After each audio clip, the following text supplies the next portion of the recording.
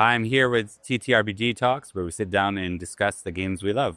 I'm here with Chris Clark, who's done quite a bit of work over the years. Chris, where did you get started with TTRPGs? It's funny. I had a friend who was into Dungeons and Dragons. This would be 1974, and said, "I know you don't play in our group yet, Chris, but we're going to go up to a convention in Lake Geneva, and I know you like the miniature stuff, so why don't you come up to the convention with us?" So I went with him, and the one game that was open when I got there was some guy named Gary Gygax was running it. A small name. Yeah. No one knows him in the community. I didn't know who he was. Yeah. And he said, "Can you play a wizard?" I said, "Sure," because I had no idea. So I was a wizard with some men-at-arms, and trolls were attacking us, and I had a wand, and it had 2 charges on it. And they did. And the thing is, if you played just regular war games like Risk, you want to save those. You got to save your big guns so you really need them. Right. Well, by the time before too long had gone by, I had about 2 men-at-arms left and still 2 charges on the wand. And Jerry leaned over to me. He said, and he picked up my dagger. He said, "Chris," I said, "No, I want you to take this in the best spirit possible. But a magic user who dies with all of his spells intact is an idiot." And I looked at his badge and I said, "You're the guy who wrote this game, right?" "Yes." "So you probably know what you're talking about." "Yes." "Okay. On my turn, I stick the wand in his belly button and pull the trigger." And all of a sudden, Larry and I were friends. And it was insane because I didn't actually start trying to write for the industry until about 3 years later. But I would always meet him at Gen Con. Was a really small affair back in those days in Parkside. And actually, originally, no, it was at Parkside, I think, on the first one I actually went to. We would have lunch. Gary and I would always have lunch at Gen Con, and we got to be friends. And that didn't become anything until probably 20 years later, which was a little weird, but yeah, it's life like we were dead. So this was like the OD&D era? Is that what it was? Good. Yeah. Yeah. Okay, very cool, very cool. I heard back then people were playing D&D differently based on whether or not you got Wizards Magazine to your... Dragon Mix. Dragon Magazine. Dragon Mix. Yeah. Because there were a number of rule add-ons in Dragon. Yeah. And the original OD&D, as you put it, was the 3 little tiny books. I'm sure you've seen the sets that now go for, what, $2,000? Right. And I had one. It perished in a flood. Be that as it may, yeah, it was all of 30 pages of rules. And if you went past level 3, you had to guess how much was required for the next level because the charts only went thick. But it was a lot of fun, and it was a very different game for its time. People ask, what was so different about it? It's the only game where everybody playing could win. Yeah. Yeah. Right. And there were no other games like that where you all got to be a group and work together. And now I heard people were starting to move that route with Napoleonics, like they were starting to name characters, but like they were kind of trying to figure out like how do we do that, and no one could figure it out, and then in comes D&D, right? Well, in chainmail, they wanted to add the fantastic creatures. So yeah, so somewhere in my office is buried a copy of Chainmail, the new edition with the Thanos and Kucher add-ons. But I don't know. My office is being best. Let's not go down that road. All right. So how did you make the transition from being just a player or a DM into game design itself? Well, it was interesting. I had a number of friends in high school, many of which were members of the opposite sex. Okay, like her. I married. That's hard. That wouldn't play D&D. It's like, that's just weird stuff, okay? So I said, well, what if I rewrite us a new set of rules and you get to be a criminal on Starsky and Hutch? Oh, I'd play that. So we that went on show. Let me big that one out for. It's the 3rd edition of it, really, but that's what spawned this set of rules, which we actually first published in 1978. Okay, now the company wasn't a real company until 82. Right. But this was in, I want to say 4, so there we go. 4 stores in 1978 carried this product as a baggy version with staples down the side. Yep. And like 38 pages. And everybody just loved it and played it and thought it was great. Right. So I got to the point of going off to college. I was going to be pre-law. I was going to be a lawyer. I was pre-law. I shouldn't say that. I did get a degree. But And my mom was a school bus driver. And she was constantly, you got to put the gaming toys away. You're going to college now. Walked to the back of her school bus because some kids were throwing dice back there. And, you can't have gambling on a bus. Right. Found out they were playing Inner City because it came in a box. And they were rolling the dice in the box. And she said, okay, if you want to continue writing games while you're going to school, as long as your grades are good, you don't have to worry. I'll keep funding part of your college education. So. Nice. And that's when I made the transition, was in college. I also had a couple of fans at the campus that threw money at me. Said, here's $2,000. Go start a company. And this is which campus? University of Illinois in Champaign-Urbana. Okay. Yeah. Okay. Interesting. 1982 is when the fans came to me. You really need a company. And even it doesn't sound like a lot of money now, $2,000. It was more money then. It still wasn't a lot of money to start. I had no idea. Right. As a kid. That's fair. But we did okay. We did all right. So then you had the formal transition into a bit more of a business yourself. Right. And was that always inner city game design, or did you go by something? In those days, if you will, newer companies tended to name their company after their flagship product. Right. Well, we only had one product. So I thought, well, our product is named Inner City. We'll call our company Inner City Games. Yeah.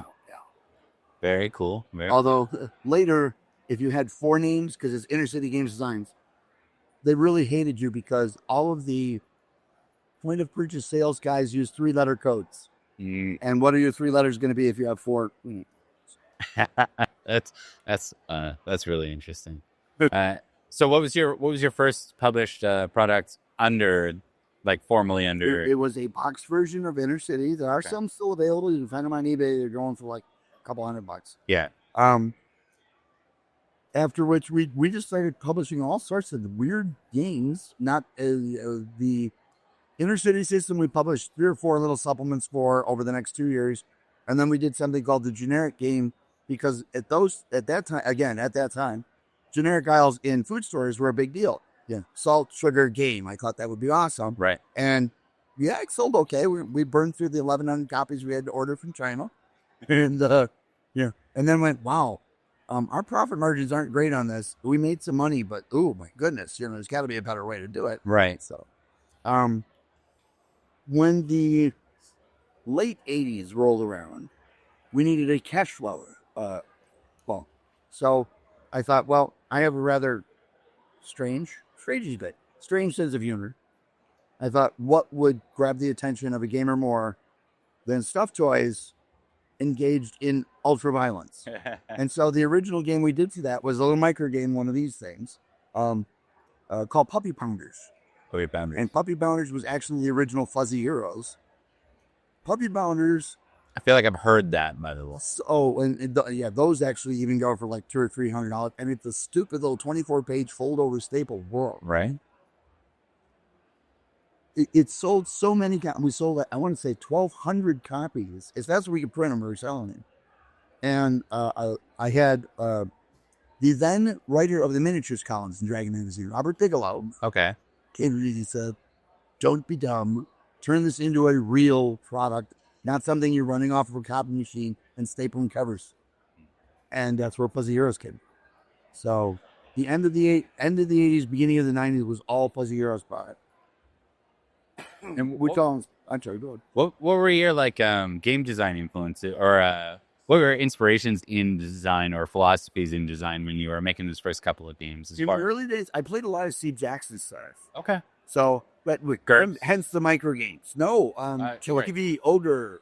Right, because GURPS is like a 90s. Yeah. Tom Wom, and I, to this day, I still insist that the base design is probably 99% Tom, but Steve Jackson can tell me how wrong I am and more likely be correct. But the Awful Green Things from Outer Space was one of the best board games I found in that era. I still love it. I have an old copy, and we play the heck out of it. The box is beat up. These days, board games have come so far.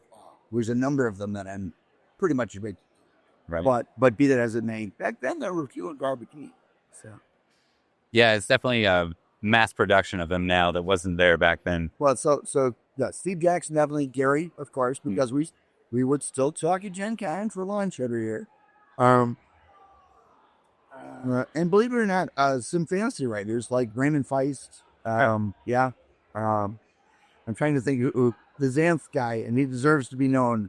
But yes, I'm getting old now. So I'll see if I can throw a subtitle in there. but yeah, because I read a whole lot more books than I did play games, believe it or not. And I played games a lot. Yeah. So I got a little heavy. Yeah. And so you ended up, I mean, it's worth noting, you ended up in Canada. Was that way later on in Canada? Or Canada, we only started covering. Now, I shouldn't say that. We were in distribution when I started the microgames line, which followed the Fuzzy Era stuff. We needed a capsule patch. So we did a set of rules for the green plastic infantry guys come 72 in a bag for $10. And we called it War with Plastic Infantry Guys, or War Pigs. Again, it's supposed to be a casual patch. Sold like 2,000 copies. And we started making these baggy games and immediately went into distribution. In that era, Line Rampant's still up here, still doing good business, still, by the way, bunch of good Joes. But in those days, yeah, we were carried up here. So in Canada, probably starting about 1994, we had product up here in Canada. But other than vacations, I never came off shit. No. No, GameCon Canada is what brought me back as a gaming person. Yeah, that's fair. It's funny because I wasn't as familiar with some of your stuff, but actually War Pigs, I remember seeing on the shelf in like New York in the 90s. At Danny Kilbert's Complete Strategist. I don't know if you're familiar with that store. It's pretty well known in New York. Yeah, Complete Strategy. Yeah. Peter Corliss mentioned it in his interview there. So, yeah, absolutely. Well, and then, the micro-readings, about as fast as I could come up with them, we were sending them out to the... So, I have actually 2 that are sitting in development. Now there's going to be a 3rd because we ran an intercity event. The adventure had an hockey game as one of its portions, and there's an actual hockey game that we wrote some quick rules for, so that it goes on while you're role playing. And no, everybody wants to play hockey, so it's going to be a hockey game. It's really big in Canada. Yeah. There are a few Blackhawk fans and whatnot down right? there. Yeah, definitely. I mean, I grew up in Sabres territory, a lot of it. So football is such a rugged sport. No, hockey is a rugged sport. So it's a tough sport. And in the midst of all of this, and many people don't either know or remember, but TSR started going under in the early 90s, late 89 through like 91. And there were no new adventures out there. For a while, you couldn't even get character sheet pads for TSR. And I thought to myself, well, I'd been writing adventures for a while, but I never published them because you don't want to be the tree in the forest, right? Right. But all of a sudden, there's no adventures out.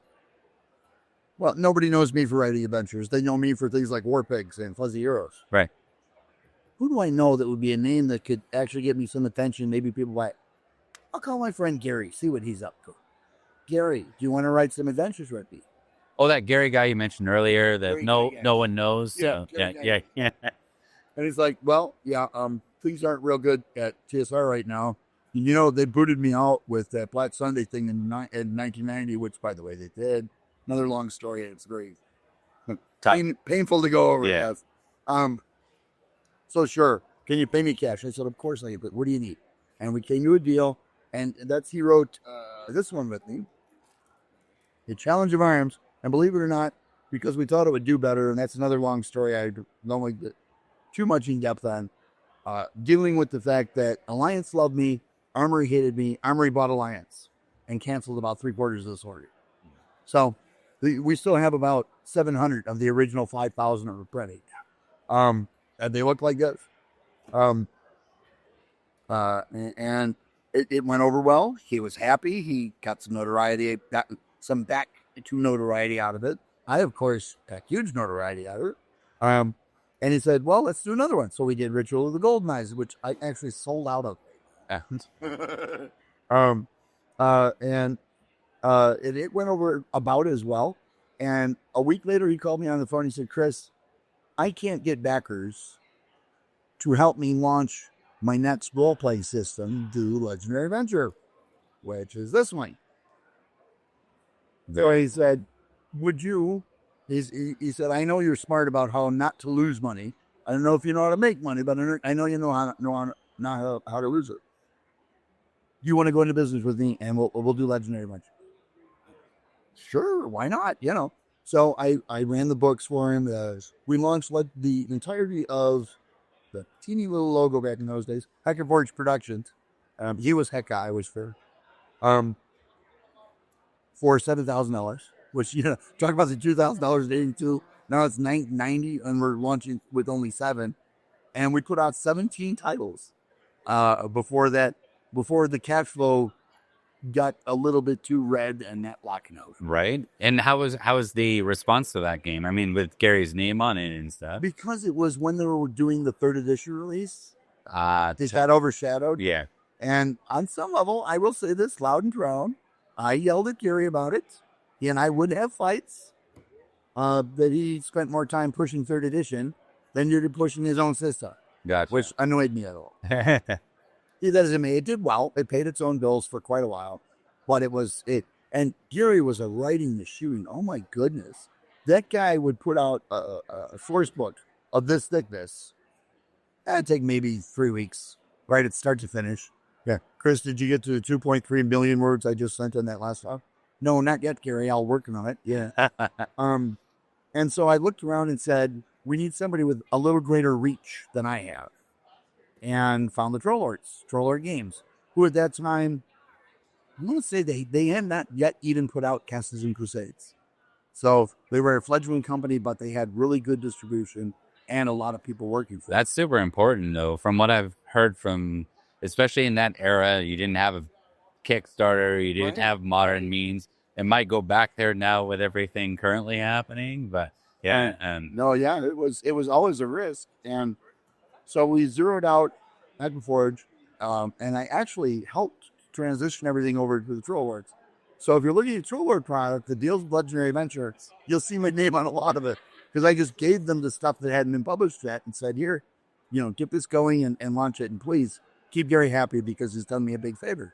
So while he's doing all that, he calls me up on the year that we're doing the transition and says, we never finished that 3rd adventure for the series that you and I were writing. And I said, well, it's pretty close to. No, you got to finish it and send me the manuscript. I'm going to knock it out. Okay.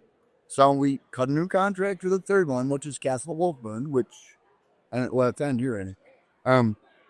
And I sent him a 173-page adventure. And I was like, we'll never be able to close. In those days, adventure size is 48. Yeah. Maybe on a big one. Right.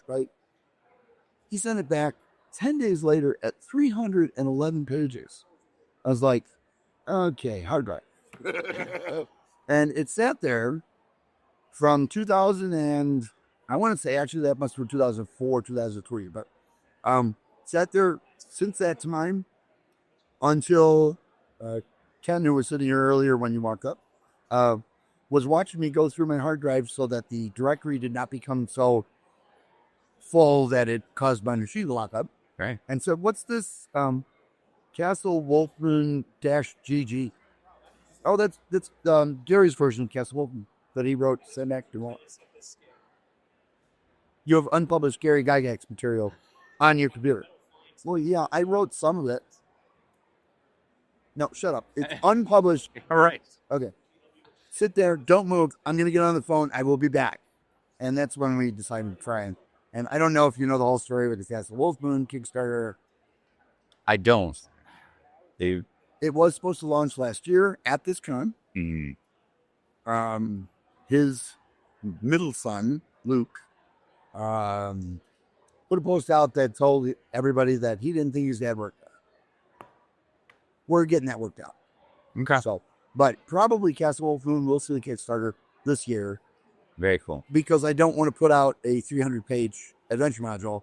It has been split into 7 books. That makes sense. Yes, and that will be all the wonderfulness there. Well, because we did so well, about 3 years after that, so 2010, okay, and we're all listening on Gary at that point, because of course he had passed. But Frank Menser, Tim Kask, and Jim Ward came to me and said, we want to take one last bite of the apple And we saw what you did with Gary and the fact that you could do it on no budget. So we need you on board. I said, oh, not because I can actually write something, because now I've actually published enough, maybe you've read some. Well, we've been told you're not bad for adventure design, but mostly because you're a good business. Oh, okay. So we formed Eldritch in 2011. Eldritch existed until, I want to say, 2016, which is when Frank basically said, this is too much work. Let's do personal appearances, and I wasn't down for that. I'm a publisher. Right. And Frank's still doing well. We're good friends. Tim's still doing pretty good. Obviously, Jim has since passed. After I left Eldritch, due to a parting of the ways, Jim and I still want to work together. So, and I know you're perhaps not familiar, maybe you are, Gamma World and Metamorphosis Alpha. Yeah. Okay. I kept hammering on him. And I mean, I'd known Jim for 30 years. And we were very, much like Gary and I were, good personal friends. And I said, why did you guys never do a source book or adventures for Metamorphosis Alpha? That's why Gamma World became more popular and had support. Right. Oh, well, and gosh, God. So Jim and I wrote the source book for the Warden, which is, you can beat whales today. 780 pages. Right. But it went over just enormously well for you. It's true. Perfect. He then had a little spare time and managed to write this one with me, this role-playing system. And I'm pretty sure that's like just about the last thing he did while he was with us. So That's Lance. Yeah, I did see that. It's very cool. And this was what year was this? This is 2019, maybe 20. Okay. Thank you, sir. Yeah, there's a copyright notice in here somewhere. 22. Okay. Wow. That's real recent. Is this the first edition or is this? Yeah. Okay. Yeah. I wanted a hard sci-fi game. Right. Without metachlorines, without magic. Yeah. Basically. Yep. And no space wizards. Well, the funny thing was that Jim has always had magic in the sci-fi, and so he was fascinated working on it because this is really kind of cool because we're just using like physics and stuff. And I said, yes, now you're getting it. So, I do have his last unpublished Eldritch Enterprises science fiction adventure, but not for the Dark series that we finished, but for Monty Hall. Oh, okay. And the old Monty Hall dungeons he actually turned that into a series for Eldritch. Okay. And this one is Monty Hall has a casino on an asteroid. So yeah, and it's sitting on my hard drive. Somebody already owns the rights to it. That's not me. I will find out who it is. It will not languish on my hard drive. It will see publication. Very Don't cool. need to make money on my own flat. So, You've taken me through quite a bit, and I don't want to keep you too much longer. Is there anything else you wanted to go over before we wrap? I get lost in my own life. So, it's been a great ride. Yeah. And honest to God, why anybody would ever want to do something other than this for a living shocks me. Right. I get up in the morning. Sometimes I put on underwear, go down to the office, write whatever's in my head, and then checks come in. Oh my God. Yeah. You guys are based out of Edmonton? No, actually, no. We're up from Milwaukee or something. Milwaukee, okay. Very cool. And I'm not sure why I got I think I looked up something and it gave me the wrong reference. Well, I don't think we've missed the GameCon Canada. Okay. They've been to all of them. Frankly, Chris and Mark and the crew that run this are just awesome people. So easy to work with. Right. And they did not have a long road to travel to convince me that I should be supporting Game Back Out. So yeah, it's very impressive to see. It feels almost like a PAX, but in Canada. So, all right. Well, thank you very much for your time. I do have one last question. I'm putting together a compilation of this question with whoever I can ask on the floor that's RPG related, whether it's the actual players or whatever. What is the most memorable character death you've ever had? The most memorable character Death. death. At any table you've sat at. Okay. Yeah. Early on, playing Inner City. Mm. Okay. First of all, physics rules are out the window because it's a bad 70s cop story. Right. There's 4 characters crammed into a Corvette with 3 cases of bazooka shells One guy has charmed another city dweller to load his bazooka for him so he can fire every turn.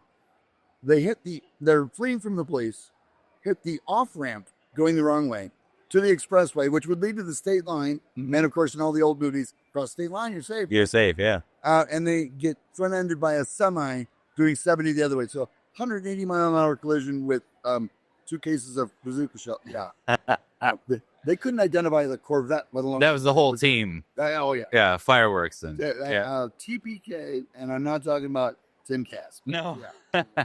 Well, thank you very much. Oh, thank It's been a pleasure. So. And if you need, give me a call. Any shout-outs for Inner City game design? Anything you want to... How can people reach you if they want to find out more? You can find me on Facebook. Okay. You can also find my company on Facebook, Inner City Game Designs.